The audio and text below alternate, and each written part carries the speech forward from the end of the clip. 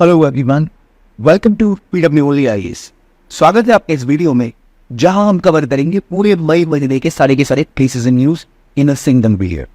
तो चलिए शुरू करते हैं डिस्कशन। अब आप मुझे बताइए, सक्सकम वैली कहाँ पर है? क्या इंडिया पाकिस्तान चाइना के बीच है या इंडिया भूटान चाइना के बीच में है? डोकलाम प्लेट्यू कहाँ पर है और डेप्सांग प्लेन्स कहाँ पर है? ये जगहें लगातार न्यूज़ में रही हैं और आपको इनकी लोकेशन एग्जैक्टली पता होनी चाहिए। कमेंट सेक्शन में आप मुझे आंसर बताइए, कितने पेयर्स करेक्टली मैच्ड है? Only one, only two, all three या फिर नन? अगला क्वेश्चन देखते हैं साउथ चाइना सी के बारे में। इसके बारे में बार बार बातें हुई हैं, आपको कॉन्सेप्ट क्लियर हो चुका होगा अभी तक, पर मुझे बताइए कि क्या ये ताइवान स्ट्रेट और लुजोन स्ट्रेट के बीच में है? क्या पारासेल आइलैंड जो है जिनके ऊपर चाइना का क्लेम है, इसके ऊपर इंडोनेशिया और फिलीपींस का भी क्लेम है? क्या 9 dash line is a set of line segment on map that represent claim of China in South China Sea? क्या सही कोड्स हैं only one, only two, all three या नन? ये मुझे आप कमेंट सेक्शन में आंसर करके बताइए। ये बहुत बेसिक सी चीज़ें हैं, आई होप आपको अभी तक पता होंगी और आप सही आंसर बताएंगे, वरना by the end of this video हम समझ चुके होंगे क्या इसकी सच्चाई है, क्या कहानी है।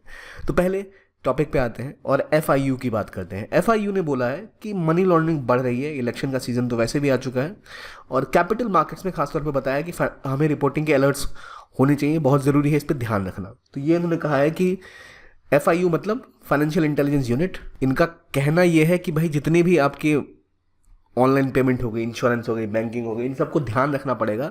क्रिप्टो करेंसी हो गई, कहीं पर अगर कुछ ऐसा शक्की तरीके से घूम रहा है कहीं पे पैसा, तो उस पर ध्यान रखना बहुत ज़रूरी है, क्योंकि लगातार ये न्यूज़ बना रहा है और इसको PMLA के अंदर रिपोर्ट करना बहुत ज़रूरी है। PMLA मतलब prevention of money laundering act, और इस एक्ट के तहत बहुत इंपॉर्टेंट है अभी सबको फोकस करना इन चीज़ों के ऊपर।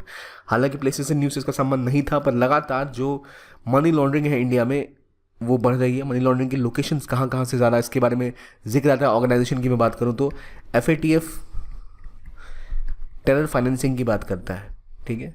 OECD में BEPS है जो बात करता है खासतौर पे मनी लॉन्ड्रिंग के बारे में, और कोशिश ये की गई है कि डबल टैक्सेशन से बचने के लिए जो हम double avoidance of double taxation act जब ट्रिटी रेशो के बीच में करते हैं तो उसका फ़ायदा कंपनीज उठा लेती हैं।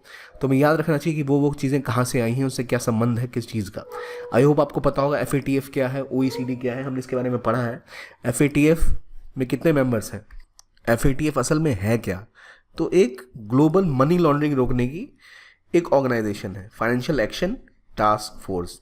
ये 2 लिस्ट निकालती है, ब्लैक लिस्ट और ग्रे लिस्ट। इसके अंदर अगर आपके देश से फाइनेंसिंग होगी किसी टेररिस्ट एक्टिविटीज़ की, तो उसके खिलाफ आपको एक ब्लैक और ग्रे लिस्ट में डाल दिया जाएगा, जिससे होगा ये कि आपके साथ देश व्यापार नहीं कर पाएंगे ठीक से। तो ये एक बहुत इंपॉर्टेंट बॉडी है इस चीज़ के लिए। दूसरी OECD की मैंने बात की, उनका एक BEPS आता है जहाँ वो कोशिश करते हैं मनी लॉन्ड्रिंग पे काम हो और गलत तरीके से पैसे जो उड़ाए जा रहे हैं उसको रोका जा सके। अगर हम FATF के मेंबर्स की बात करें तो 40 मेंबर्स FATF के अंदर भी आते हैं, और OECD में कितने मेंबर्स हैं आपको मुझे बताना है, ठीक है। थोड़ी सी मेहनत तो करनी पड़ेगी, ठीक है।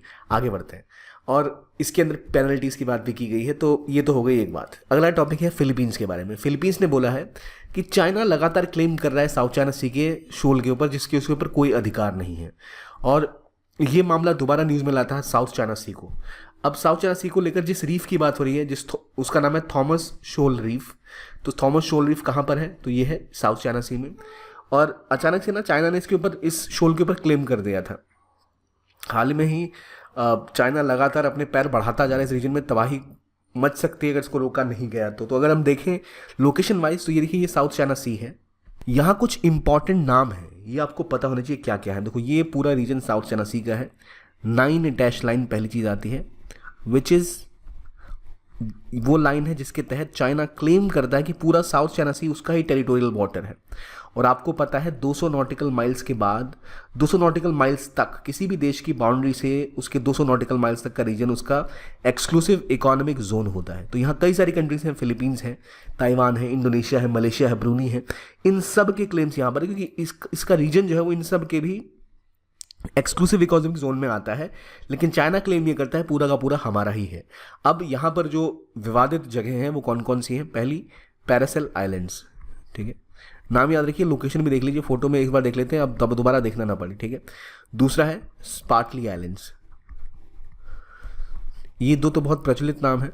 इसके अलावा कुछ यहाँ पर रीफ्स हैं और शोल्स हैं जिसका नाम हम अक्सर याद नहीं रख पाते या चीज़ों में न्यूज़ में कवर कम होती है। तो थॉमस आपका आ गया शोल, ठीक, सुबी रीफ, ह्यूग्स रीफ,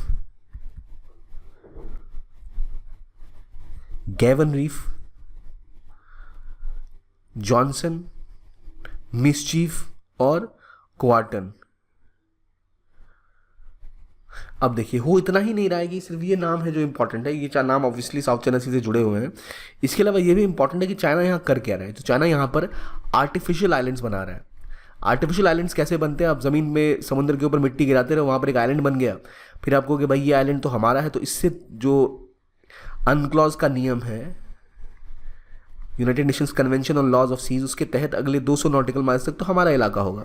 तो वो जो बना रहा है रीफ, आर्टिफिशियल आइलैंड को एक बिल्ड करने की कोशिश कर रहा है, इन सबको जोड़ जाड़ के, उससे इन सब के जो क्लेम्स हैं उनके साथ इनका प्रॉब्लम बढ़ जाएगा। तो ये बहुत ज़रूरी है हम ध्यान रखें कि क्या क्या चीज़ें यहाँ पर एक्टिविटी हो रही हैं।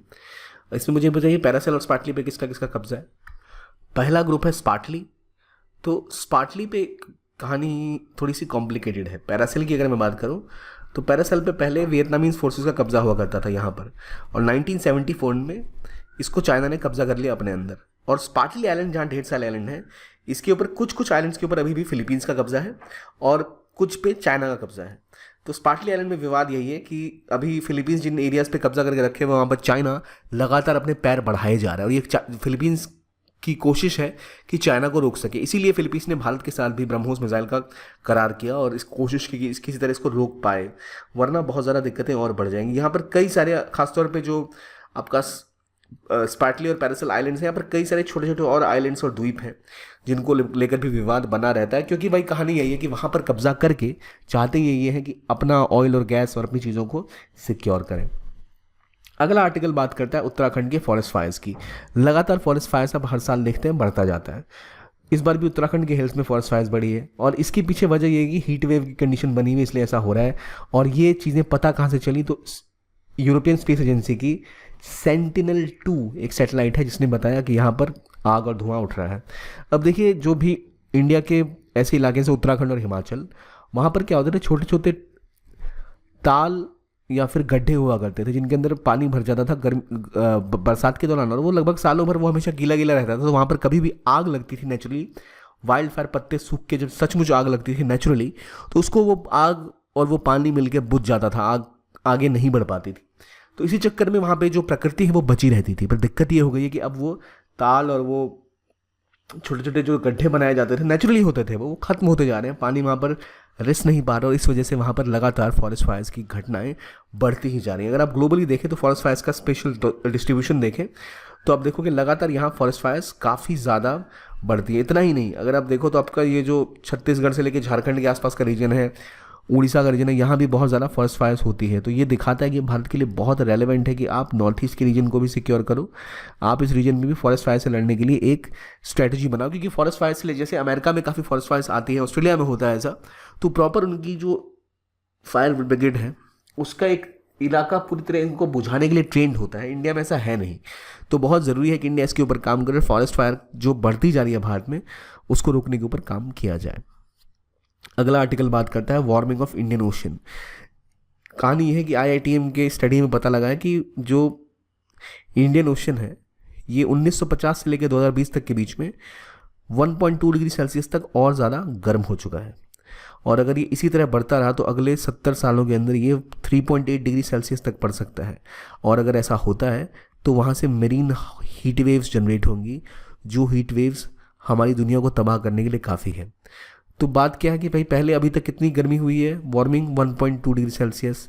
ग्लोबली हम कितना चाहते हैं, प्री इंडस्ट्रियल लेवल से 1.5 डिग्री सेल्सियस तक ही हम चाहते हैं कि दुनिया का क्लाइमेट जो है जो गर्म हो रहा है। तो हमारा ये अभी तक कहा गया कि जो इंडस्ट्रियल टाइम से पहले का समय था या अभी तक का जो समय है, इसके बीच में ग्रोथ केवल 1.5 डिग्री सेल्सियस तक ही होनी चाहिए गर्मी की।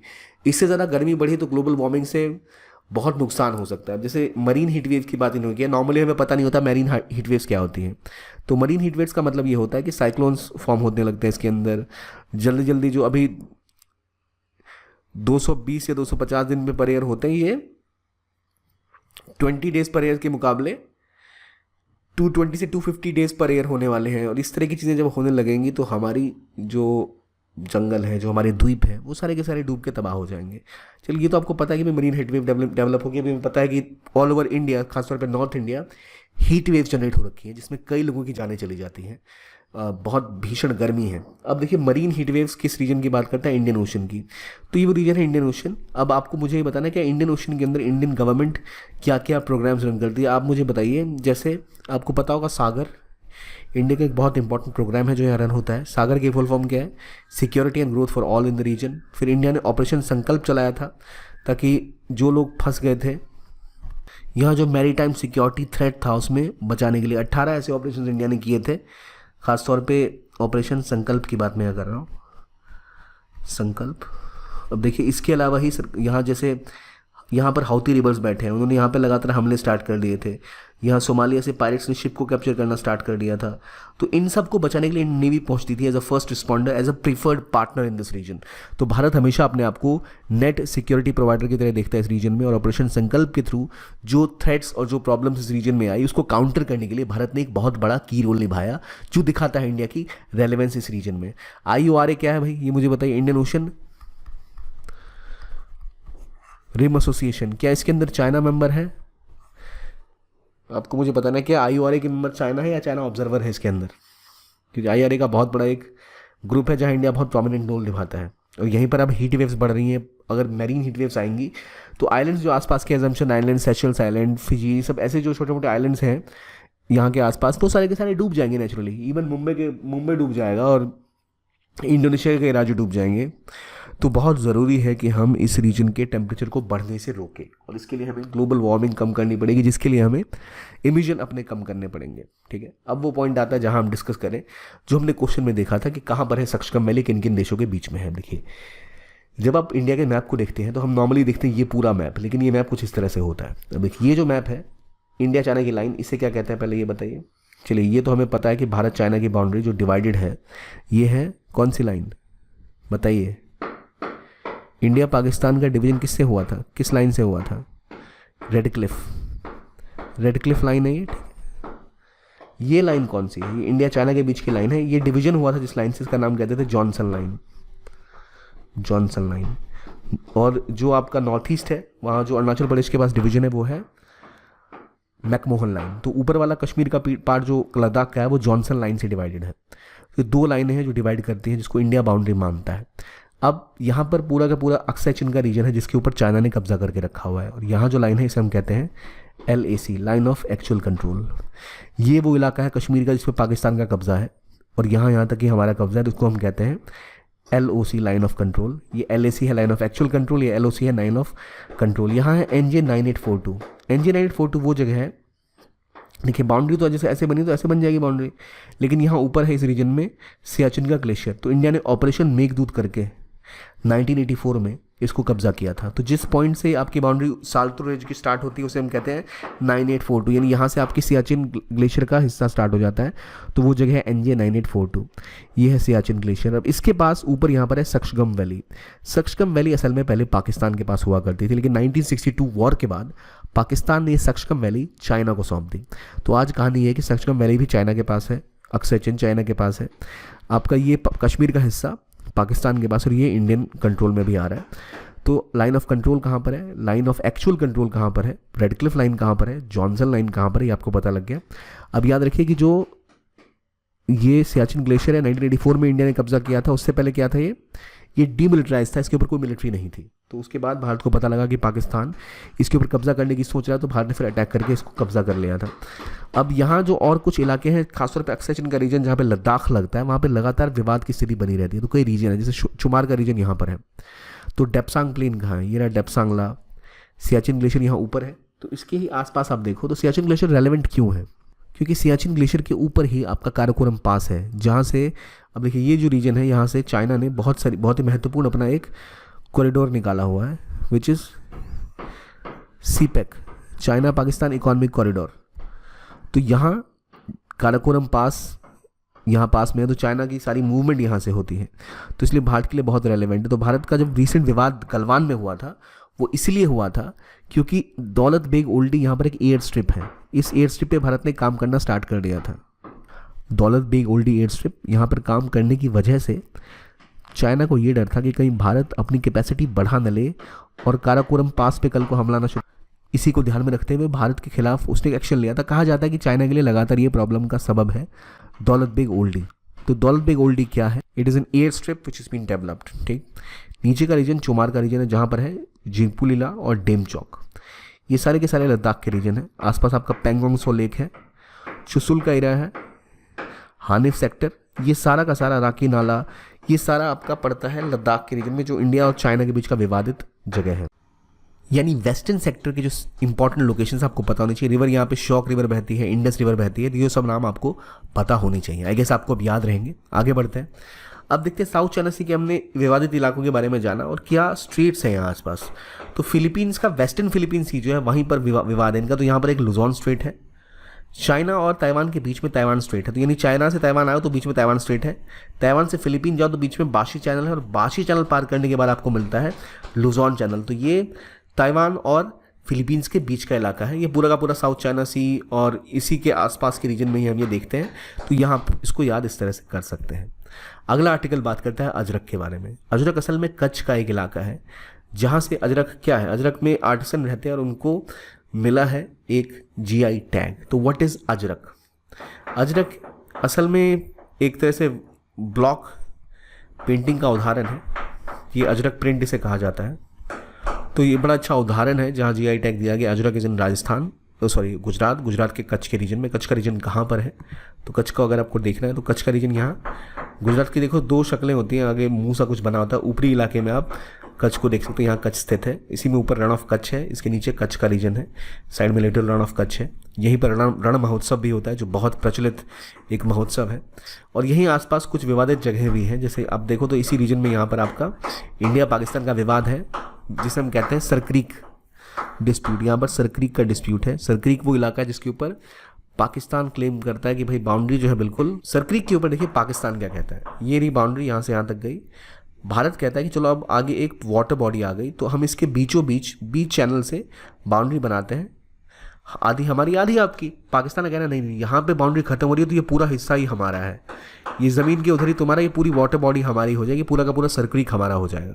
तो इसको लेकर विवाद यही है कि भारत कहता है कि एज पर थालवेग प्रिंसिपल कोई भी अगर वाटर बॉडी जो नेविगेबल है, दो देशों के बीच में अगर बहती हुई पानी की कोई नदी या कोई धारा बहती है तो उसके बीचों बीच बाउंड्री बनाई जाती है। पाकिस्तान मानने को तैयार नहीं है। पाकिस्तान कहता है नहीं पूरा का पूरा ये जो पूरा क्रीक है यही हमारा है। तो भारत के लिए बहुत महत्वपूर्ण हो जाता है, इसलिए क्योंकि यहाँ पर बहुत से संसाधन होने की संभावना है। और अगर आपकी ये जो बीचों बीच ज़मीन नाले के अगर आप बनाते हैं, क्रीक के बीचों बीच अगर बाउंड्री बनाते हैं तो भारत का एक्सक्लूसिव इकोनॉमिक जोन बहुत ज़्यादा बढ़ जाता है, जिससे भारत को बाद में खनन में फ़ायदा हो सकता है। और पाकिस्तान में यही सोचता है, इसलिए वो उससे दूर रहना चाहता है। दूसरी वजह ये यहाँ पर एक हरामी नाला है और इस नाले से बहुत ज़्यादा टेररिज्म और आपका जो मूवमेंट ऑफ स्मगलिंग है वो होता है। पाकिस्तान से ड्रग्स वगैरह की स्मगलिंग काफ़ी ज़्यादा होती है। यहीं से कहा जाता है कि शिप कुबेर के ऊपर चढ़ के अजमल कसाब जैसे टेररिस्ट मुंबई में एंटर हुए। तो इस रीजन को सिक्योर करना भारत के लिए बहुत ज़्यादा ज़रूरी है। यहीं सरक्रीक के पास ही आपका कोरी क्रीक है, हरामी नाला इसी रीजन के आसपास है। ये सब कहाँ पर है? कच्छ में ही है। तो इसलिए इनकी इस रीजन को सॉर्ट आउट करना भारत के लिए बहुत इंपॉर्टेंट है कि अगर भारत में सिक्योर करना चाहता है रीजन तो बहुत ज़रूरी है कि इस रीजन में कोई विवाद ना हो इस तरह का। तो ये था बात सरक्रीक की। कहाँ पर है भाई ये विवाद? गुजरात में है। गुजरात में कहाँ?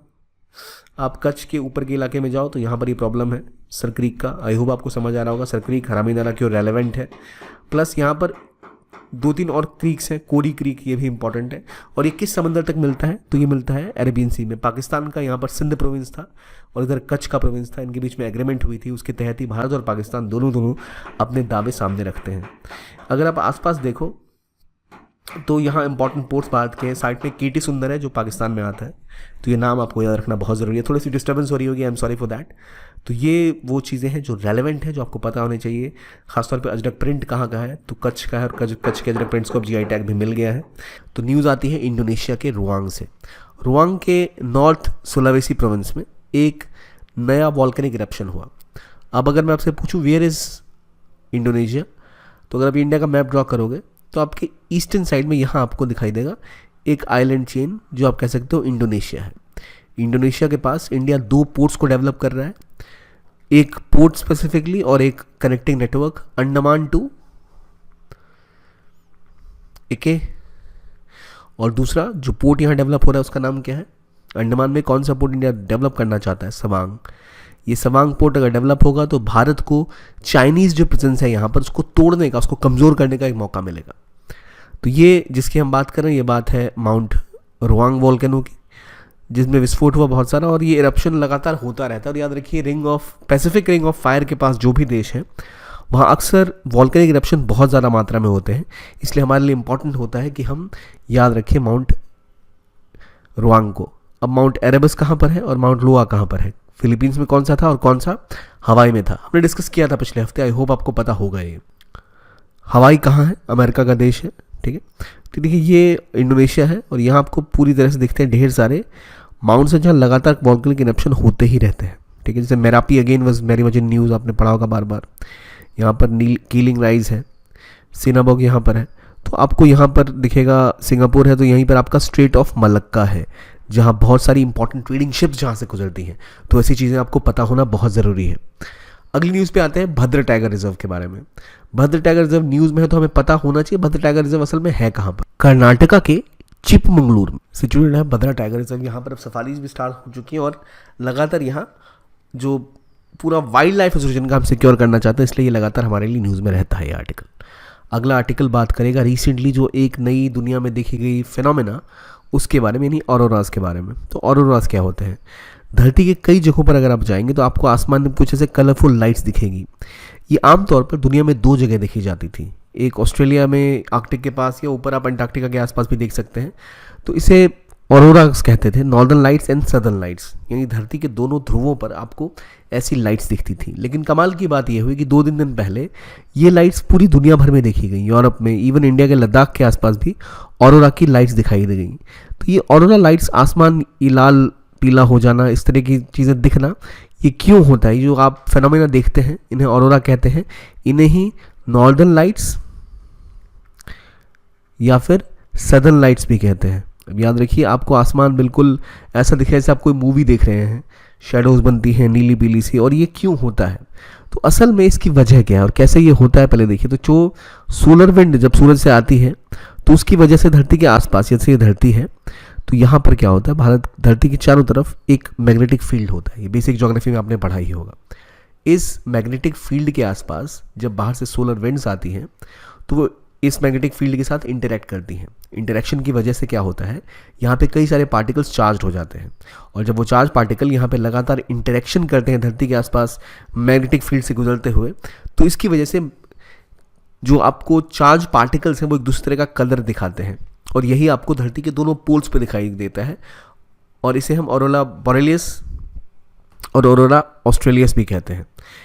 तो इस बार लेकिन खास बात ये थी, यूरोप से लेकर ऑस्ट्रेलिया तक यहाँ पर आसमान पिंक, ग्रीन और पर्पल दिखाई दिया क्योंकि एक सोलर स्टॉर्म आया था जिसकी वजह से ये चेंजेस देखने को मिले। तो सोलर स्टॉर्म से होता कैसे, जैसे सोलर इरप्शन कुछ आया, वहाँ से विंड्स आई, तो जब ये धरती की मैग्नेटिक शील्ड से गुजरते हैं, मैग्नेटिक फील्ड जो हमारे आसपास है वहाँ से गुजरते हैं, तो जो पार्टिकल्स हैं धरती के आसपास वो चार्ज अप हो जाते हैं, जिनकी वजह से धरती की सरफेस पे जो भी पार्टिकल्स हैं उनकी प्रॉपर्टीज़ में बदलाव आता है और वो एक कलर एमिट करते हैं और अलग अलग रीजन में अलग तरह के कलर्स दिखाई देते हैं। तो रेड भी हो सकता है, पर्पल भी हो सकता है, पिंक भी हो सकता है, ग्रीन भी हो सकता है। और कुछ यही देखा गया धरती पर कई देशों में, यहाँ तक कि यूरोप में भी और इवन इंडिया के लद्दाख के रीजन में भी ऐसे देखने की कुछ खबरें न्यूज़ में आई हैं। तो दो तरह के ऑरोरास होते हैं, बोरियालिस एंड ऑस्ट्रेलियस, दोनों हमने जाना क्यों होते हैं ये और भी रिसेंटली दुनिया भर में क्यों देखे गए ये भी आपने समझ लिया, ठीक है। तो ये पूरी दुनिया में लगभग दिखे थे और मैग्नेटिक जो हमारा फील्ड है धरती के आसपास, जब वो सोलर विंड्स के, सोलर स्टॉर्म्स के सामने आता है तो ये चेंजेस आते हैं जिसकी वजह से ये बदलाव देखने को मिलते हैं। कुछ इस तरह से बहुत ही मनोरम और सुंदर से दृश्य होते हैं जिसको आमतौर पर देखने के लिए आपको या तो आइसलैंड के पास जाना पड़ेगा या आपको बिल्कुल नॉर्थ या साउथ पोल पे जाना पड़ेगा। वो सिर्फ अब यूरोप में, लंदन में लोगों को घर बैठे बैठे दिख गया। तो कमाल की बात थी सोलर स्टॉर्म की वजह से। अगला आर्टिकल बात करता है नेपाल के बारे में। नेपाल ने नई करेंसी नोट्स लगाए हैं जिसमें उन्होंने भारत के साथ जो विवादित जगह हैं उनको अपने मैप में ऐड कर लिया है, यानी लिपू लेक, लिम्पियाथुरा और काला पानी। याद रखिए जब आपसे पूछा जाए 100 के नोट में 3 जगह, लिपू लेक, लिम्पियाथुरा और काला पानी, तीनों को ऐड किया है। और ये विवाद हुआ कहाँ से था, तो असल में जो भारत के साथ बॉर्डर्स हैं वहाँ पर मेन विवाद है काली रिवर को लेकर। भारत का मानना है कि जो रिवर है, अभी क्या है ना, लीपू लेक पास एक बहुत इंपॉर्टेंट पास है जिसके आसपास भारत ने बहुत सारी स्ट्रांग मिलिट्री बिल्ड की थी ताकि चाइना के बॉर्डर के ऊपर कंट्रोल किया जा सके। यहीं से बहती है काली रिवर और भारत का मानना है कि काला पानी से ही उद्गम स्थान है महाकाली रिवर का या काली रिवर का। और नियम के हिसाब से इस रिवर के एक तरफ भारत है, इंडिया, और दूसरी तरफ नेपाल है। यानी इस रिवर के अगर आप देखो तो इस रिवर के ईस्ट में नेपाल है और वेस्ट में इंडिया है। लेकिन नेपाल का क्लेम क्या है कि रिवर जो है वो काला पानी से नहीं निकलती है। उनका कहना है रिवर है वो लिम्पियाधुरा पास से आती है, यहाँ से ये महाकाली रिवर बन के बहती है। इसलिए अगर ये रिवर यहाँ से बह रही है तो इसके ईस्ट का रीजन जो है, यानी ये पूरा का पूरा रीजन, ये सारा का सारा नेपाल का हो जाता है और इंडिया का इधर ही है। लेकिन भारत का मानना है कि काला पानी से वो रिवर बहती है, इसलिए काला पानी से हम बाउंड्री बनाएं तो इधर वाला हिस्सा भारत का और इस तरफ वाला नेपाल का हो जाएगा। चाइना के साथ लीपू लेक पे भारत बहुत सारा विवाद रखता है, यहाँ पर लगातार इंफ्रास्ट्रक्चर बिल्ड कर रहा है। नेपाल के साथ चाइना में प्रेजेंस बढ़ती जा रही है, संबंध स्ट्रांग होते जा रहे हैं। कहा यह जा रहा है कि अचानक से शायद इन्हीं के प्रभाव में आके नेपाल ने क्लेम किया है। अब कमाल की बात यह है कि अभी इसके ऊपर किसका कंट्रोल है। तो हमेशा से ही भारत का लीपू लेक, लिम्पियाधुरा और काला पानी के रीजन पे कंट्रोल रहा है और अभी भी वहाँ भारत की मिलिट्री प्रेजेंस है। तो अपने मैप्स में बदलाव करने के अलावा ज़मीन पे इससे कुछ बदलाव नहीं होते, लेकिन लगातार दिख रहा है कि किस तरह से नेपाल अपने आप को और ज़्यादा पुश करना चाहता है। जो तरीका है जिसके थ्रू ये चीज़ें की जाती हैं उसे कहते हैं कार्टोग्राफी एक्सपेंशन। एक होता है ज़मीन पे एक्सपेंशन करना, यानी आप ज़मीन पे कब्जा कर लो, किसी के देश पे कब्जा कर लो। सिर्फ चाइना जो पॉलिसी फॉलो करता है इस तरह कब्जा करने की ज़मीन में, उसे कहते हैं सलामी टैक्टिक्स। ज़मीन के छोटे छोटे टुकड़े काट कर उनके ऊपर कब्जा करता है, वो सलामी स्लाइसिंग कहते हैं इसको, एक और नाम इसके लिए है। लेकिन नेपाल ने ऐसा कुछ किया नहीं, ज़मीन पे ऐसा कुछ नहीं हुआ है, लेकिन कागज़ों में, अपने नक्शों में उन्होंने इस हिस्से को अपना दिखाना स्टार्ट कर दिया। जैसे पाकिस्तान भी जागा था बीच में और जूनागढ़ पे कब्जा कर लिया था। जूनागढ़ पे कब्जा करना मतलब ये नहीं कि उनकी हिम्मत हो गई कि वो जूनागढ़ में घुस के गुजरात में कब्जा कर ले, उसको अपने मैप में दिखाना शुरू कर दिया, कार्टोग्राफिक एक्सपेंशन कर लिया। जिनके पास इतनी कैपेसिटी नहीं है खुद से आके कर पाए तो वो एटलीस्ट मैप पे क्लेम करना स्टार्ट कर देते हैं। ठीक ऐसा ही यहाँ पर वो ऐसे कहते हैं कार्टोग्राफिक एक्सपेंशन, यानी वो इलाके जो भारत के पास हैं उनके ऊपर अचानक से क्लेम करना स्टार्ट कर दिया है नेपाल ने। और विवाद है काली रिवर के उद्गम स्थल को लेकर। जो भारत कहता है काला पानी से है, इनका मानना है लिम्पियाधुरा से, और इसलिए विवाद यहाँ से उत्पन्न होता है। भारत का मानना है आप एक रिवर की जो ट्रिब्यूटरी है उसको मेन रिवर नहीं मान सकती। यहाँ दोनों देशों के बीच में विवाद है, तो ये आपको याद रहेगा। इसके बाद प्रेडेटर ड्रोन्स को लेकर एक जॉइंट डेवलपमेंट की बात हुई एक एयरबेस के पास, जिस एयरबेस की सिचुएशन है गोरखपुर में और जगह का नाम है सरवासा। सरवासा एयरबेस पर बात हुई है MQ-9B प्रेडेटर ड्रोन्स को लेकर।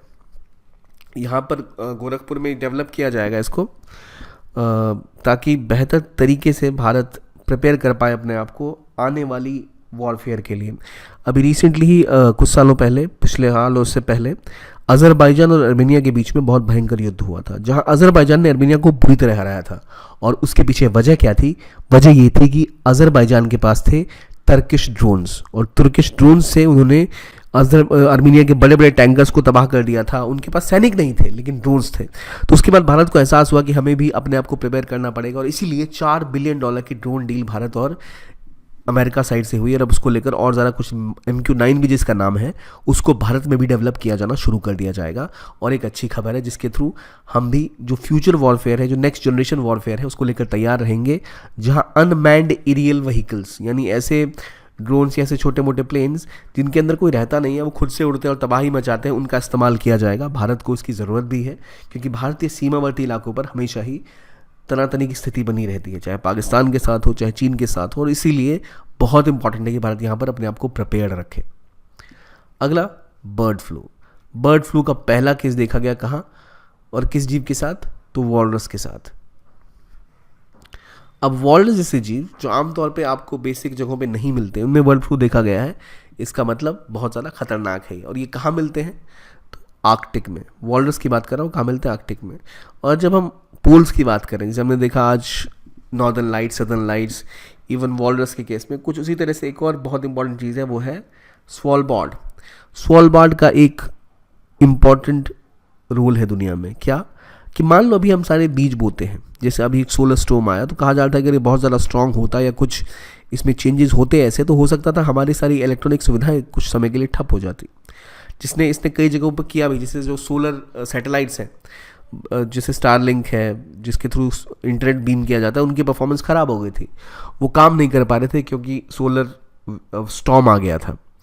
अगर कुछ ऐसा होता है कि धरती पर कुछ ऐसा हो जाए जिससे कि सारे के सारे हमारे खनिज पदार्थ जो हमारे खेत हैं तबाह हो जाए, तो क्या हमारे पास बीज बचेंगे? अगर मान लो धरती पे कुछ ऐसी तबाही मच गई, सब तबाह हो गया, कोरोना जैसा कुछ आ गया और सब कुछ जल के भस्म हो गया, तो हमारे पास बीज नहीं होंगे आगे बोने के लिए। तो इसीलिए एक लॉकर है स्वालबार्ड में, जहाँ पर बर्फ़ के नीचे धरती के अंदर, इसे डूम्सडे वॉल्ट भी कहते हैं। डूम्सडे वॉल्ट मतलब जिस दिन तबाही आएगी उस दिन काम आएगा। ये उस वॉल्ट में क्या है, दुनिया भर के कई सारे सीड्स हैं।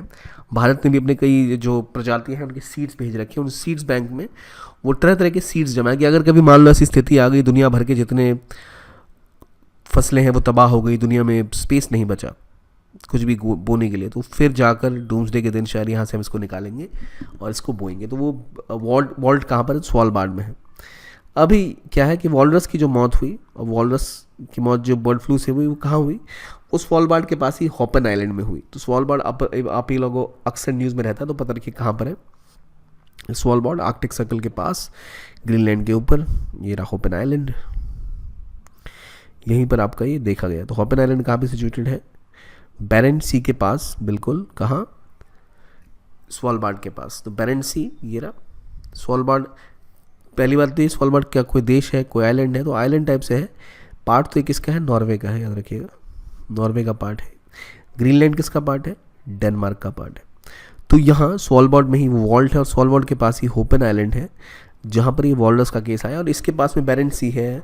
तो इस इलाके में अक्सर आप देखो ये न्यूज़ आना रेयर है कि बर्ड फ्लू से किसी की मृत्यु हो गई, वो भी वॉलरस की। तो ये और स्वालबार्ड क्या है हमें पता लगा कहाँ सिचुएटेड है, तो ये नॉर्वे के पास है। अगर आप इसको मैप से इमेजिन करने को कहूँ तो आप देखो आर्कटिक का रीजन, ये रहा ऊपर नॉर्वे, यहाँ पर नॉर्वे है, ऊपर यहाँ पर होपन आइलैंड है, ये रहा स्वालबार्ड, इधर आपका ग्रीनलैंड आ गया, यहाँ आइसलैंड है।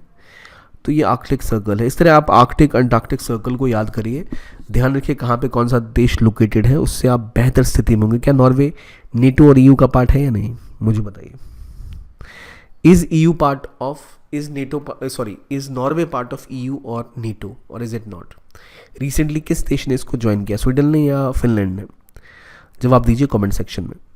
अगले आर्टिकल पे आते हैं, ग्लोबल बायोफ्यूल अलायंस के बारे में। इसको लेकर एक नया वर्क प्लान तैयार किया सरकार ने, जिसके तहत एक परमानेंट सेक्रेटरीट जो बनाया जाएगा वो, और बाकी इसके डेवलपमेंट के ऊपर बात की जा रही है वो अलग। पहली बात, जीबीए जो अभी ग्लोबल बायोफ्यूल अलायंस है, क्या इसका कोई सेक्रेटेरिएट है? तो नहीं है।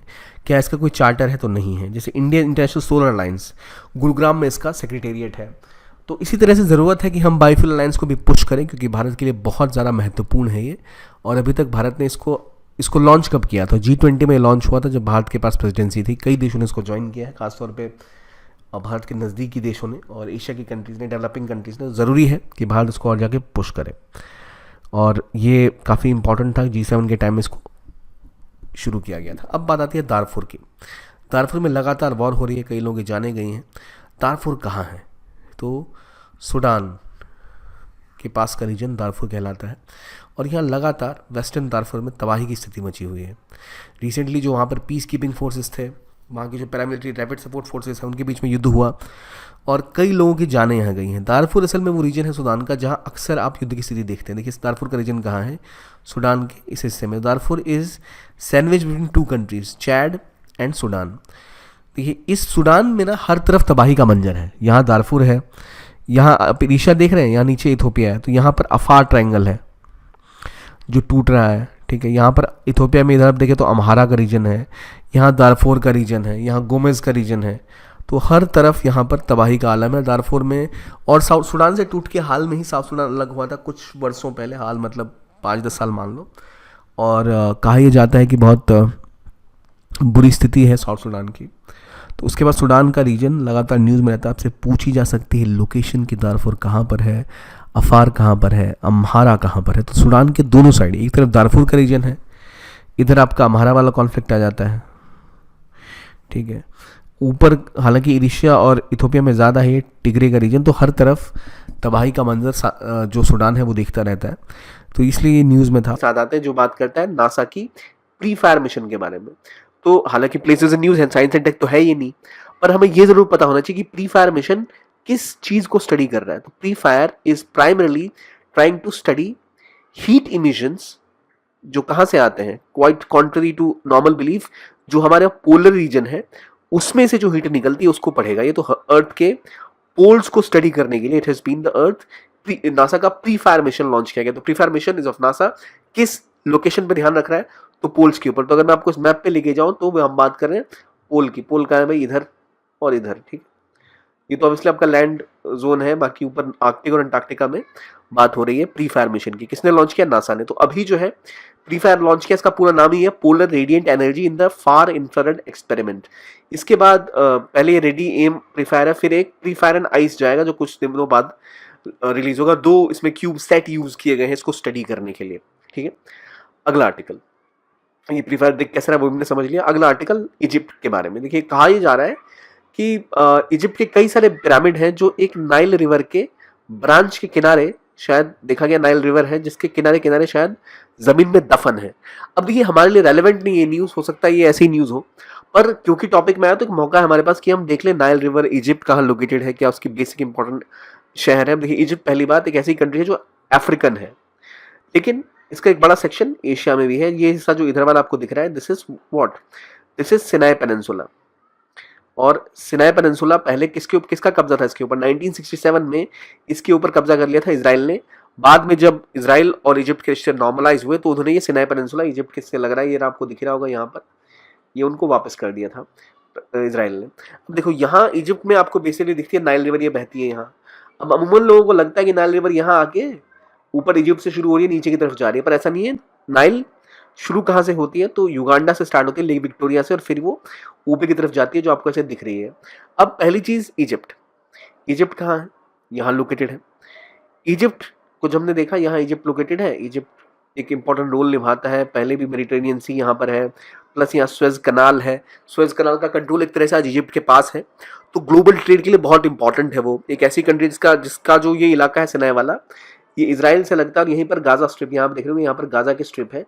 तो जो एक बहुत फेमस क्रॉसिंग है राफा, वो असल में एक तरफ इजिप्ट से लगती है और एक तरफ गाजा में जाती है, पर वहां भी वो इजराइल की बात मानते हैं। ये रेलेवेंट चीज़ है जो हमें पता होनी चाहिए। तो राफा क्रॉसिंग की जब बात करो तो आपको पता होना चाहिए इजिप्ट से लगता है उसका बॉर्डर।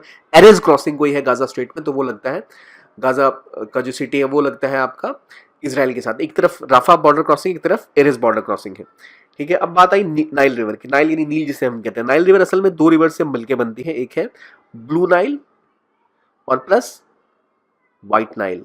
तो किन किन देशों से गुजरती है शायद आपसे पूछा जा सकता है, कहाँ लोकेटेड है, इंपॉर्टेंट लोकेशंस कौन से। अगर आपसे पूछूं लक्जर कहाँ पर है, बहुत फेमस पेन हुआ करता था पहले लक्जर, तो Luxor is in Egypt. आसवान again एक डैम बनाया गया था, it's also in Egypt. Cairo, Cairo जो उनकी राजधानी है वो वहाँ है ही। तो पर ये स्टार्ट कहाँ से होता है? तो देखिए 2 चीजें हैं। पहली तो जो आपकी ब्लू नाइल है वो ब्लू नाइल स्टार्ट होती है लेक टाना से, जो सिचुएटेड है इथियोपिया में। तो इथियोपिया से लेक टाना वो ओरिजिन पॉइंट है जहाँ से ब्लू नाइल शुरू होती है।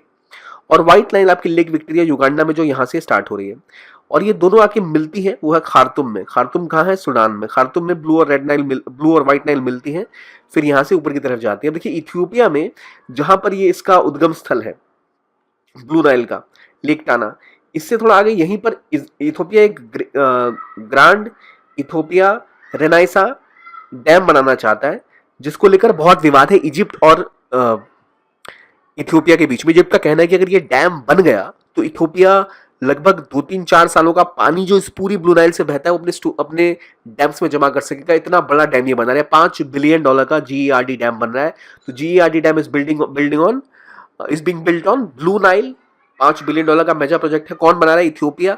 फुल फॉर्म इसकी GERD की है, ग्रेट इथियोपियन रेनाइसा डैम।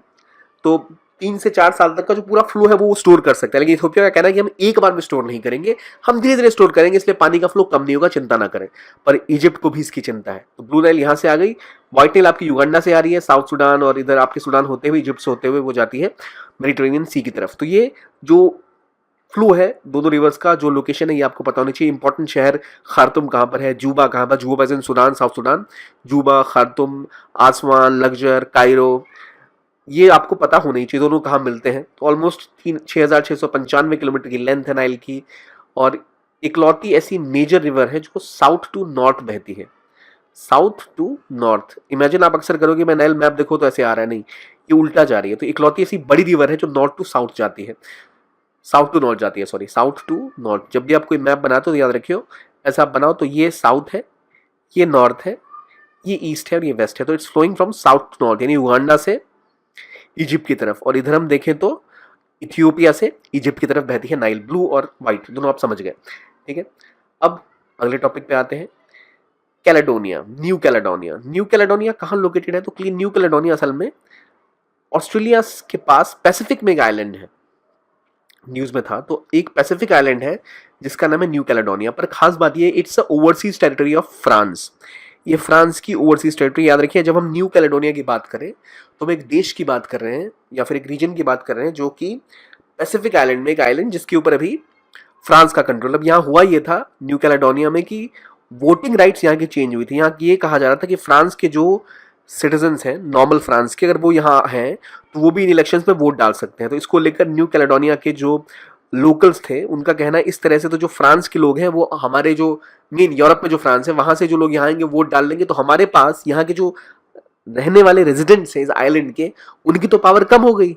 ये हमारे लिए रिस्ट्रिक्टेड होना चाहिए कि जो न्यू कैलेडोनिया का पार्ट है वो केवल वही इलेक्शन में वोट करेगा, जो फ्रांस ओरिजिन के हैं, वो जो वहाँ यूरोप से आ रहे हैं वो सारे वोट ना करें। तो इसलिए न्यूज़ में है। तो न्यू कैलेडोनिया कहाँ पर है, इट्स इन पैसिफिक, ऑस्ट्रेलिया से दूर आप देखो तो। लेकिन न्यू कैलेडोनिया के अलावा एक और नाम है कैलेडोनिया। तो कैलेडोनिया कहाँ है, कैलेडोनिया असल में स्कॉटलैंड का एक रीजन है जिसको कैलेडोनिया कहते थे हिस्टोरिकली।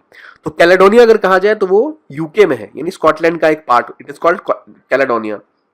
लेकिन मैं अगर आपसे न्यू कैलेडोनिया पूछूं तो वो कहाँ है, वो है पैसिफिक आइलैंड में एक लोकेशन। एक चीज और समझिए, न्यू कैलेडोनिया, कैलेडोनिया समझ गए, और एक और नाम ऐसे आपको कंफ्यूज कर सकता है, कैटलोनिया। कैटलोनिया स्पेन में है। इसको याद करना है कैटलोनिया को। तो कैटलोनिया भी अपनी आज़ादी की डिमांड कर रहा है स्पेन से। बार्सिलोना का नाम आपने सुना होगा, बहुत बड़ा फुटबॉल क्लब पहले जहाँ से मेसी खेला करते थे, बहुत पॉपुलर फुटबॉलर्स उससे खेलते हैं। तो वो कैटलोनिया में ही वो अपनी इंडिपेंडेंस बहुत सालों से मांग रहे हैं स्पेन से। तो Catalonia is in France, Caledonia is in Scotland, and new Caledonia is island in Pacific which is an overseas territory of France. ठीक है, क्लियर हो गया। अब आगे बढ़ते हैं। स्ट्रेट ऑफ जिब्राल्टर में एक अर्थक्वेक आया। स्ट्रेट ऑफ जिब्राल्टर है कहाँ, देखिए बहुत रेलेवेंट है स्ट्रेट ऑफ जिब्राल्टर, क्योंकि ये वो इकलौता रास्ता है जिसके थ्रू आप मेडिटेरेनियन सी में एंटर कर सकते हो फ्रॉम अटलांटिक ओशन। तो जो जाने का रास्ता है वो है स्ट्रेट ऑफ जिब्राल्टर। यूरोप और अफ्रीका के बीच में एक छोटा सा स्ट्रेट जो अटलांटिक से मेडिटेरेनियन में एंटर करने का इकलौता रास्ता है। यानी अगर आपको एशिया पहुंचना है बिना अफ्रीका के नीचे से गए हुए तो आपको यही रूट लेना पड़ेगा, इसलिए बहुत रेलेवेंट है ये। मान लो ये है स्ट्रेट ऑफ जिब्राल्टर, अगर आप इस रास्ते से एंटर नहीं करोगे तो भाई यहाँ से घूम के जाना पड़ेगा। और यूरोप के देश जो है यहाँ, इनको अगर इस तरफ जाना है अटलांटिक में तो कैसे जाएंगे, इकलौता रास्ता है स्ट्रेट ऑफ जिब्राल्टर का। तो बहुत प्रचलित है, बहुत रेलेवेंट है और बहुत सारा ग्लोबल ट्रेड मूव करता है। तो ये है straight of Gibraltar. Straight of Gibraltar के पास ही है रॉक ऑफ जिब्राल्टर। जो आप देख रहे हो ये है जिब्राल्टर, स्ट्रेट ऑफ जिब्राल्टर। यहाँ पर है एक सिटी है जिसका नाम है जिब्राल्टर। जिब्राल्टर असल में एक एरिया है जिसके ऊपर यूके का कंट्रोल है। ध्यान रखिए, जिब्राल्टर के ऊपर यूके का कंट्रोल है। ये थोड़ा इससे बाहर की तरफ, अब देखिए स्पेन, पोर्टुगाल, इन दोनों को मिला के हम क्या कहते हैं पता है, इस जगह को, इस जमीन को हम कहते हैं आइबेरियन पेनिनसुला। मैंने पहले भी रिपीट किया, this is Iberian peninsula. On Iberian peninsula there are two countries, Spain और पोर्टुगल। और स्पेन के बिल्कुल निचले तरफ जो रास्ता खुल रहा है मेडिटेरेनियन सी की तरफ वो है स्ट्रेट ऑफ जिब्राल्टर। यहाँ पर जो जगह है रॉक ऑफ जिब्राल्टर, इसके ऊपर ये यूके का कब्जा है। और बहुत रेलेवेंट है जिब्राल्टर, क्योंकि जो रोमन एम्पायर थी ना वो कहती थी कि दुनिया यहीं खत्म हो रही है। उनको ज्ञान था नहीं, वो कहते रहे यहीं पर दुनिया खत्म हो रही है इस जिब्राल्टर पर असल में जिब्राल्टर तो कुछ था ही नहीं, वहां से दुनिया शुरू हो रही। तो वो इस तरह का एक समय में इसको सिविलाइजेशन का अंत मानते थे कुछ समय तक। और दूसरा इसका रेलेवेंस पॉइंट ये है कि जब मुस्लिम लड़ाके आए तो वो पहले जिब्राल्टर, रॉक ऑफ जिब्राल्टर में कदम रखा और वहीं से उन्होंने लड़ाई स्टार्ट की थी इस एरिया में एंटर करने के लिए, यूरोप पर कब्जा करने की। तो इसलिए जिब्राल्टर, रॉक ऑफ जिब्राल्टर भी प्रचलित है। स्ट्रेट ऑफ जिब्राल्टर ये भी है, क्या है आप समझ गए। आइबेरियन पेनिनसुला ये क्या है आप समझ गए। फ्रांस की एक ओवरसीज टेरिटरी जो पैसिफिक ओशन में, उसका नाम क्या है आप समझ गए, न्यू कैलेडोनिया। कैलेडोनिया में पूछूं तो वो कहाँ है, तो वो स्कॉटलैंड का एक हिस्सा है जिसको हिस्टोरिकली कैलेडोनिया कहते हैं। अगला आर्टिकल बात करता है नीदरलैंड्स के बारे में। नीदरलैंड्स ने कहा है कि नाइट फ्लाइट जो बहुत ज़्यादा लाउड है उनको वो बैन कर देगा अपने स्किपॉल एयरपोर्ट पर। तो भाई पहली बात, नीदरलैंड्स है कहाँ और हॉलैंड कौन सा देश है? तो नीदरलैंड्स को ही हॉलैंड कहते हैं। फ्रांस, देखिए यहाँ ये कौन सा इलाका है, ये आपका आइबेरियन पेनिनसुला यानी स्पेन है। यहाँ से आप आएंगे फ्रांस, फ्रांस के ऊपर बेल्जियम, बेल्जियम के साइड में जर्मनी, और यहीं इनके ऊपर है नीदरलैंड्स। नीदरलैंड्स इंग्लिश चैनल यहाँ बहता है, इसको पार करोगे तो आप नीदरलैंड पहुँच जाओगे। नीदरलैंड्स के कुछ हिस्सों को हॉलैंड कहते हैं। Part of Netherlands are called as Holland. Part of around 9 provinces of Netherlands, उनको ही हॉलैंड पहले कहा जाता था, क्योंकि ये एरिया बहुत प्रचलित था। यूरोप का मेनली जो पावर यहाँ की थी इन्हीं इलाकों में रहा करती थी, जिन्हें हॉलैंड के नाम से जाना जाता था। तो इसलिए नीदरलैंड का नाम एक अल्टरनेटिव हॉलैंड ही पड़ गया और इसको इस नाम से भी जाना जाने लग गया। और यहाँ के लोग भी बुरा नहीं मानते, आप हॉलैंड कहोगे तो मान जाएंगे, पर असल में ये इलाका है जो है नीदरलैंड्स नाम की कंट्री का, ना कि हॉलैंड का। तो जो नीदरलैंड्स हैं, कुछ इंपॉर्टेंट कन्वेंशन हुए हैं, एम्स्टरडम, हेग यहाँ पर है, और रॉटरडैम है, रॉटरडैम कन्वेंशन भी आपने पढ़ा है। तो काफ़ी रेलेवेंट चीज़ें यहाँ होती हैं, तो इस चीज़ को याद रखिए। किसने अभी बैन किया है लाउड एयर फ्लाइट्स को, वो है नीदरलैंड्स। नीदरलैंड्स कहाँ है? यूरोप में। लोकेशन याद रखिए, जर्मनी फ्रांस के बीच में 2 छोटे छोटे देश हैं, नीदरलैंड्स एंड बेल्जियम। अब आते हैं दोबारा बिम्स्टेक के ऊपर। बिम्स्टेक 1997 में शुरू हुआ था थ्रू बैंकॉक डिक्लेरेशन, और भारत की कोशिश थी कि इसको पुश किया जाए, क्योंकि सार्क जो है वो अभी ऑपरेशनल नहीं हो पा रहा। सार्क के साथ दिक्कत ये है कि सार्क में कोई भी निर्णय आपको लेना है, पहली बात सार्क के मेंबर्स कितने हैं? तो 8 हैं। इंडिया, पाकिस्तान, अफगानिस्तान, बांग्लादेश, भूटान, नेपाल, श्रीलंका, मालदीव्स। दिक्कत यह है कि यहाँ पर सारे डिसीजन मेकिंग होता है कंसेंसस के थ्रू, यानी सर्वसम्मति से। अब जब आप कंसेंसस बिल्ड करने जाओगे तो दिक्कत ये आती है कंसेंसस बिल्ड नहीं हो पाता। तो इन्होंने सोचा पाकिस्तान, अफगानिस्तान में अगर आपको एंटर करना है, आपको पाकिस्तान चाहिए, पाकिस्तान अपना रूट कभी इंडिया को देगा नहीं, तो इंडिया ने कहा चलो भाई इनको हटाते हैं और फोकस अपना इस तरफ करते हैं, साउथ ईस्ट एशिया की तरफ। तो जो सार्क है पूरा का पूरा south Asian association for regional cooperation इसका नाम है, इसमें साउथ एशियन कंट्रीज हैं। लेकिन जब मैं बिम्स्टेक की बात करूँ तो यहाँ पर 2 ऐसी कंट्रीज हैं जो साउथ ईस्ट एशिया की हैं। वो 2 कंट्रीज कौन सी है साउथ ईस्ट एशिया की, मुझे बताइए। 2 कंट्रीज साउथ ईस्ट एशिया की कौन सी हैं? 2 south east Asian countries are Myanmar और दूसरी थाईलैंड। बाकी जो आपकी 5 कंट्रीज हैं वो इसमें साउथ एशिया के 5 कंट्रीज कौन सी हैं? India, Bangladesh, Nepal, Bhutan and Sri Lanka. ये 5 आपकी साउथ एशिया की हैं, 2 आपकी साउथ ईस्ट एशिया की हैं। और ये जो खास बात देखो, जो 5 कंट्रीज हैं, बांग्लादेश, नेपाल, भूटान, इंडिया और श्रीलंका, ये जो कंट्रीज हैं इनमें से इन चारों ने आपस में एक और एग्रीमेंट किया था which is called as BBIN। BBIN के थ्रू ये एक मोटर व्हीकल एग्रीमेंट उन्होंने साइन किया, जिससे बाद में भूटान हट गया क्लाइमेट की दिक्कतों के कारण। लेकिन BBIN बना ही इसलिए था क्योंकि सार्क काम नहीं कर पा रहा था। तो सार्क के 4 देश बाहर निकल गए, आपस में एक मोटर व्हीकल एग्रीमेंट किया इन्होंने, ताकि जो ट्रांसपोर्टेशन है वो आसानी के साथ मूव कर पाए। तो वो ग्रुप है बिम्स्टेक। तो बिम्स्टेक आप समझ गए क्या है, सार्क आप समझ गए क्या है, क्या डिफरेंस है आप समझ गए, कहाँ पर क्या लोकेटेड है ये आप समझ गए, कब बना, बैंकॉक डिक्लेरेशन से बना। पहले इसमें भारत ऑब्वियसली इसका फाउंडिंग मेंबर था ही था, और बाद में एक्सपेंड हो गया, इसमें और बांग्लादेश वगैरह भी ऐड हो गए। तो ये पूरी कहानी है। बांग्लादेश तो पहले शुरू से था, हमने नेपाल, भूटान को भी ऐड कर लिया। तो it is BIMSTEC which you should know. अगली न्यूज़ आ रही है श्रीलंका से। इंडिया ने कहा है कि वो कुछ ग्रेफाइट माइन एक्वायर करेगा श्रीलंका से, क्योंकि वहाँ कुछ मात्रा में ग्रेफाइट मिला है।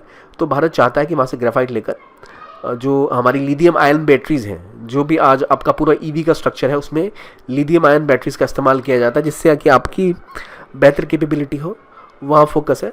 तो अब देखो श्रीलंका का मैप है ये, यहाँ पर कई सारे आपको जो ग्रेफाइट के माइंस हैं वो देखने को मिलते हैं, खासतौर पर सदर्न श्रीलंका के आसपास। तो उनके ऊपर काम इंडिया ने स्टार्ट किया है। एक रेलेवेंट चीज़ जो हमें पता होनी चाहिए श्रीलंका के बारे में, वहाँ कुछ इंपॉर्टेंट प्रोजेक्ट्स इसके ऊपर इंडिया काम कर रहा है। मटाला एयरपोर्ट जो पहले चाइना का फंडेड प्रोजेक्ट था, यहाँ नीचे आप देखिए मटाला के ऊपर अब इंडिया और रशियन फर्म्स ने मिलकर काम करना स्टार्ट कर दिया है। कौन सा? मटाला। इसके अलावा हम्बनटोटा आपको पता ही है किसने बिल्ड किया है, चाइना ने बिल्ड किया है। कोलंबो पे अगेन ईस्ट कोलंबो टर्मिनल पहले इंडिया जापान काम कर रहे थे, फिर वो छीन के चला गया चाइना के हाथ में। भी एक प्रोजेक्ट कुछ उसका इंडिया के हाथ में, कुछ वो बाकी जापान के हाथ में है। इधर आपका तलाई मनार है जो इंडिया बना रहा है। जाफना के आसपास, कनकेस्तुराई के आसपास रेलवे और पोर्ट का काम जो है वो सारा का सारा इंडिया ही कर रहा है। देखिए जब हम श्रीलंका की बात करें तो एक आंसू की तरह श्रीलंका दिखता है, टीयर ड्रॉप। इसका जो नॉर्दर्न हिस्सा है अगर ये यहाँ देखो नॉर्दर्न हिस्से में, तो पूरा का पूरा काम हमेशा इंडिया ही करती है, क्योंकि ये वो इलाका है जहाँ पर तमिलियन पॉपुलेशन बहुत ज़्यादा है। जो सिंहली पॉपुलेशन है वो साउथ की तरफ है, ऊपर तमिलियन पॉपुलेशन है, जिसको ये हमेशा नेग्लेक्ट करते आए हैं। इसलिए इंडिया वहाँ पर काफ़ी सारे प्रोजेक्ट रन करता है ताकि वहाँ बेहतर तरीके से डेवलपमेंट हो पाए, चीज़ों को वो पुश कर पाए। एक्टिविस्ट ने नॉर्वे की सरकार को कहा है कि आप जो डीप सी माइनिंग करने वाले हो ये इलीगल है। अब सवाल ये है कि पहले डीप सी माइनिंग कहाँ की जा रही है और कौन कर रहा है। तो देखिए, जो समुद्र की सतह होती है, जैसे मान लो इंडिया का मैप बनाऊं, तो मान लो ये बे ऑफ बंगाल है। बे ऑफ बंगाल में सतह के नीचे जो समुद्र की तलहटी है उसके नीचे के इलाके में आप डीप सी माइनिंग जब करते हो, अभी तक कहीं इतने बड़े लेवल पे डीप सी माइनिंग नहीं की गई है। तो ये डीप सी माइनिंग करते हैं तो आपको जो क्रिटिकल मिनरल्स हैं वो मिलने की संभावना होती है। जो टेक्नोलॉजी है, ग्रीन टेक्नोलॉजी जो हम डेवलप कर भी रहे हैं, उसके लिए भी हमें बहुत सारे ऐसे मिनरल्स चाहिए होते हैं जो डीप सी बेड में हमें मिलते हैं। तो वहाँ पर नॉर्वे की जो पार्टी थी गवर्नमेंट में और उनके अपोजिशन ने मिलकर एक एग्रीमेंट किया और पास कर लिया एक बजट की, जिसके तहत वो डीप सी माइनिंग करेंगे एक इलाके में जो ग्रीनलैंड और नॉर्वेजियन सी के बीच में पड़ता है। ऐसे बैरेंट सी का भी इलाका इसके अंदर आता है। देखिए, ये है ग्रीनलैंड सी, यहाँ ग्रीनलैंड है, ये है नॉर्वेजियन सी, और इसी के इलाकों में ये जो इलाका है यहाँ पर डीप सी माइनिंग की जाएगी। अब देखिए, गौर करने वाली बात यह है कि यहाँ आसपास एक आपका स्वालबार्ड है। स्वालबार्ड में आपके का एक स्वालबार्ड वॉल्ट भी है, जिसको आप जानते होंगे शायद। स्वालबार्ड वॉल्ट एक ऐसी जगह है जहाँ दुनिया भर के जो इम्पोर्टेंट प्लांट स्पीसीज हैं या क्रॉप स्पीसीज हैं उनके सीड्स दिए रखे जाते हैं कि अगर मान लो कल को कोई ऐसी तबाही आ गई कि दुनिया के सारे क्रॉप्स बर्बाद हो गए, सारी फसलें खत्म हो गए, ब्लास्ट हो गए, सब कुछ तबाह हो गया, तो क्या कभी हम दोबारा कोई क्रॉप्स ग्रो कर पाएंगे? तो इसके लिए दुनिया की जितनी वैरायटीज होती हैं उनके सीड्स रखे जाते हैं एक ज़मीन के नीचे, असल में बर्फ़ के नीचे, एक बहुत डीपली उनको स्टोर किया जाता है एक वॉल्ट में, जो बिल्कुल बर्बाद नहीं होगा, जो सीड को हमेशा के लिए सेफ गार्ड रखेगा, वो है स्वालबार्ड में। तो यहाँ अभी जो डीप सी माइनिंग की बात की गई है वो बात की गई है ग्रीन सी, नॉर्वेजियन सी और बैरेंट सी के बीच में। तो बैरेंट सी की लोकेशन पहले देखिए कहाँ पर है। ये आपका स्कैंडिनेवियन पेनिनसुला है, इसके ऊपर स्वालबार्ड, ग्रीनलैंड सी और नॉर्वेजियन सी, यहाँ पर असल में अभी डीप सी माइनिंग की बात की गई है। तो इसको क्लाइमेट लिटिगेशन के अंदर डाला गया है।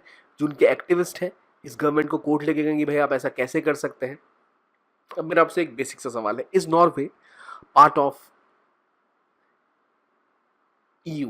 Is Norway part of EU का पार्ट है, या फिर नॉर्वे क्या जो इनका एक सिक्योरिटी पैक्ट है वेस्टर्न यूरोपियन कंट्रीज का, उसका पार्ट है? यानी कौन सा ऐसा पैक्ट है जिसमें वेस्टर्न यूरोपियन कंट्रीज, अमेरिका और कनाडा उसका पार्ट है? बहुत ज़्यादा न्यूज़ में है। नेटो, बिल्कुल सही पहचाना आपने, मैं नेटो की बात कर रहा हूँ। तो क्या नेटो ज्वाइन कर लिया है नॉर्वे ने, और क्या वो EU का पार्ट है? क्या वो नॉर्वे जो है वो अभी प्रेजेंटली इनकी जो फ्री मूवमेंट रिजीम है यूरोपियन यूनियन की, जिसे हम किस नाम से जानते हैं, शेंजन एरिया का पार्ट है या नहीं? तो ये मैं आपसे सवाल इसलिए पूछ रहा हूँ कि अभी तक आपको प्रिपेयर कर लिया होगा, नहीं किया आपने तो ऑलरेडी हमने एक स्पेसिफिक वीडियो बनाया जहाँ हमने इस चीज़ को सबको डिटेल में डिस्कस किया है। सारे जितने कॉन्फ्लिक्ट साइट्स हैं, जो लोकेशन है, जोग्राफी है, अफ्रीका की सारी कंट्रीज़ जो इंपॉर्टेंट कंट्रीज़ हैं, वो वहाँ से आप देख सकेंगे। वो वीडियो यूट्यूब पे आ भी चुका है, कॉन्फ्लिक्ट जोन वाला, वहाँ इन सबको डिटेल में डिस्कस किया गया। तो अभी आपसे मेरा सवाल है, Norway is it part of EU, is it part of NATO, और अगर EU का पार्ट ये नहीं है तो ये किसका पार्ट है? तो ये बातें हो गई। अभी न्यूज़ क्या थी पहले उसको देखते हैं। डीप सी माइनिंग की बात की जा रही है। डीप सी माइनिंग के लिए आपको किससे परमिशन लेनी पड़ती है? अगर आपको अपने देश से बाहर के इलाकों में जो आपका एक्सक्लूसिव इकोनॉमिक जोन है, अगर आप उससे बाहर निकल के माइनिंग करना चाहते हो तो आपको किससे परमिशन लेना पड़ता है? तो इंटरनेशनल सीबेड अथॉरिटी, ISA उस ग्रुप का नाम है जिससे आपको परमिशन लेना पड़ता है। और अनक्लॉज क्या करता है, यानी आपके एक्सक्लूसिव इकोनॉमिक जोन की डिफिनेशन कि भाई यहाँ कौन सा इलाका है आपका, कौन सा उनका है, कौन सा ग्लोबल सीज है जहाँ पर शिपिंग इजीली हो सकती है, जहाँ पर आपको movement of commercial ships are free, एक तरह से तो कोई रोकथाम नहीं है उसके ऊपर, तो वो डिसाइड करता है कौन? वो डिसाइड करता है UNCLOS, United Nations convention on laws of seas, और ये आपका ISA इंटरनेशनल सीबेड अथॉरिटी देखती है डीप सी माइनिंग के एस्पेक्ट को। लेकिन क्योंकि अब इनके अपने ज्योग्राफी के अंदर है, इनके एक्सक्लूसिव इकोनॉमिक जोन के अंदर है, तो यहाँ पर ISA की ज़रूरत इनको नहीं पड़ी। ठीक है, इंडिया भी एक जगह कार्ल्सबर्ग रिज पर जो अफ्रीका के पास है वहाँ डीप सी माइनिंग की कोशिश करने वाला है, जिसके लिए इंडिया यहाँ गया है। अब देखिए जो डीप सीबेड माइनिंग होती है वो होती कैसे? आप बिल्कुल जो सीबेड है एबिस तक आप पहुँच जाते हो। इसी में 3 डिवीजन होते हैं, sunlight zone, twilight zone, midnight zone और एबिस। फेमस कोड भी है, if you look at एबिस, एबिस looks back at you. अगर आप फिलॉसफी पढ़ते हैं तो वहाँ आपको नीचे की फिलॉसफी में देखने को मिलता है। खैर, बात की बात हो गई, ये भी आप समझिए डीप सी माइनिंग कौन परमिट करता है? ISA international seabed authority. अभी ये मामला किस देश के बारे में है, नॉर्वे के बारे में। क्या उन्होंने आईएसए के पास गए? वो तो नहीं गए, क्योंकि उनका अपना ही इलाका था जहाँ ये सीबेड माइनिंग कर रहे हैं। इनके खिलाफ केस कर दिया है वहाँ के कई सारी एक्टिविस्ट ग्रुप ने और कई बॉडीज़ ने। ये हम समझे। अगली बात है इंडिया। इंडिया भी क्रिटिकल मिनरल एक्विजिशन करना चाहता है। कहाँ? अफ्रीका में ही। अभी तक अफ्रीका में लगभग 8 से लेकर 10% का जो वहाँ पे क्रिटिकल मिनरल है, उसके ऊपर एक ही कंट्री का एक छत्र राज है, और वो देश है चाइना। तो चाइना से कम्पीट करने के लिए इंडिया लगातार अफ्रीका में अपनी पैठ बढ़ा रहा है।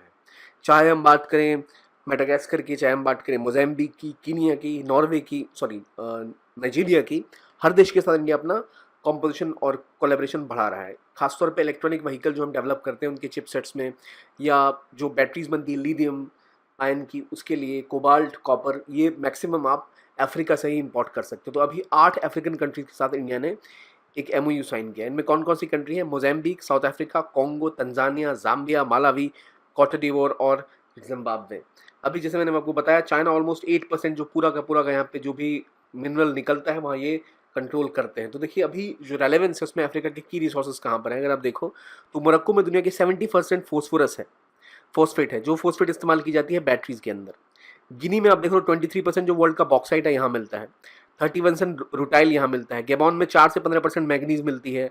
साउथ अफ्रीका में 91% प्लेटिनम, 46% यीट्रियम, 22% मैंगनीज, 33% क्रोमियम और 16% आपका वेनेडियम मिलता है। सारा का सारा साउथ अफ्रीका में मिलता है। मेडागास्कर में इल्मेनाइट है। मोज़ाम्बिक, तंजानिया में ग्रेफाइट है।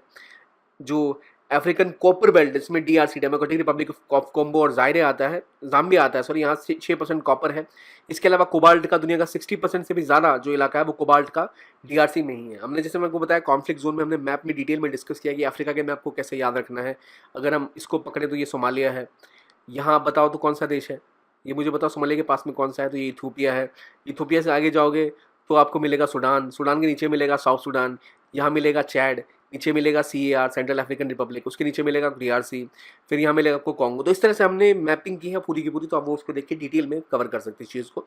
मैं बार बार पिच इसलिए कर रहा हूँ कि ऑलरेडी ये चीज़ डिटेल में वहाँ डिस्कस हुई है, इसको it will require a lot of time to do it again. पर अभी इस वीडियो के लिए इंपॉर्टेंट क्या है कि आपकी इंपॉर्टेंट साइट्स जहाँ मैक्सिमम मिनरल है, अगर मैं आपसे पूछूँ कोबाल्ट और कॉपर कहाँ मिलेगा, तो आपको पता होना चाहिए DRC में और जाम्बिया में। DRC जाम्बिया कहाँ है? तो यहाँ सिचुएटेड है आपका DRC, ठीक है।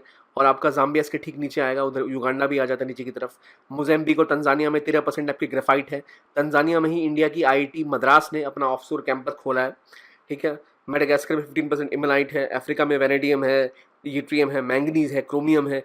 गिनी में बॉक्साइट है। मोरक्को में वर्ल्ड का 70% फॉस्फेट जो बैटरीज में यूज होता है वो मोरक्को में मिलता है। तो ये हमने डिस्कस किया मिनरल्स के बारे में। अब अगला आर्टिकल बात करेगा इंडोनेशिया में एक वॉल्केनो इरप्शन हुआ है उसके बारे में। वॉल्केनो का इरप्शन पहली बात इंडोनेशिया में बहुत ज़्यादा होता है। तो अभी जो मेरापी की बात करें वो भी न्यूज़ में था, और रिसेंटली माउंट ईबू यहाँ इरप्शन हुआ है और बहुत लंबे लेवल तक इसका भी विस्फोट पहुंचा है। तो अगर आप देखो पहले इंडोनेशिया की लोकेशन कहाँ है, तो ये इंडोनेशिया है, हम सबको पता है। यहाँ पर ऑलरेडी अंडमान से लेके AK तक हमने काम करना स्टार्ट किया है। कॉरिडोर इंडिया बनाना चाह रहा है। उसके बाद सवांग पोर्ट इंडिया डेवलप करना चाह रहा है इंडोनेशिया में। इसके अलावा जो अभी न्यूज़ में माउंट ईबू कहाँ पर है, तो यहाँ बिल्कुल कोने में माउंट ईबू है इंडोनेशिया का।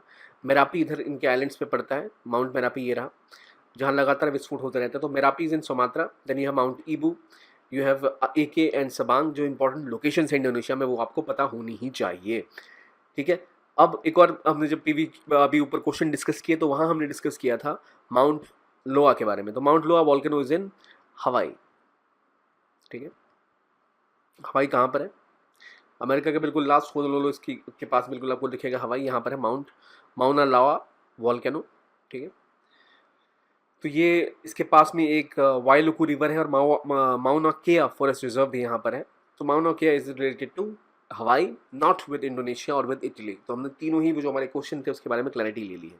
अगला आर्टिकल बात करिए कुमाऊं हिमालयस के बारे में। देखिए कुमाऊं में एक बड़ा सा होटल बनने वाला था और एक हाई राइज बिल्डिंग भी शायद बनने वाली थी। दोनों के लिए सिंगल विंडो क्लियरेंस की बात की थी कि भाई आसानी से क्लियरेंस मिल जाए, ताकि यहाँ पर इंफ्रास्ट्रक्चर बढ़ पाए, ताकि यहाँ पर कंस्ट्रक्शन का काम हो पाए। लेकिन इसको रोक दिया गया। सुप्रीम कोर्ट ने कहा कि ये काफ़ी नहीं, आपने पूरे क्लियरेंसेज नहीं लिए।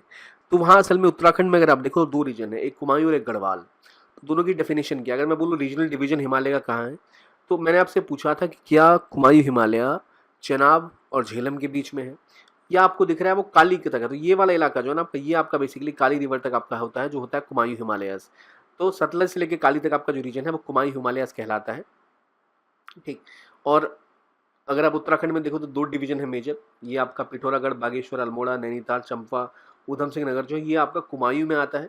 और इधर चमोली से आगे आपका पूरा का पूरा उत्तरकाशी, चमोली, पौड़ी, हरिद्वार ये आता है आपका गढ़वाल में। तो कुमाऊं गढ़वाल 2 इंपॉर्टेंट रीजन्स हैं। और Nanda Devi is the largest peak in Kumaon if I am not wrong. तो वो आपको याद रखना है कि कौन सी लार्जेस्ट पीक है, कुमाऊं गढ़वाल कहाँ का रीजन है। देखो सिंपल तरीका समझने का है, अगर हम हरिद्वार जो हमें पता होता है नॉर्मली, हरिद्वार, रुद्रप्रयाग ये सब these are part of Garhwal.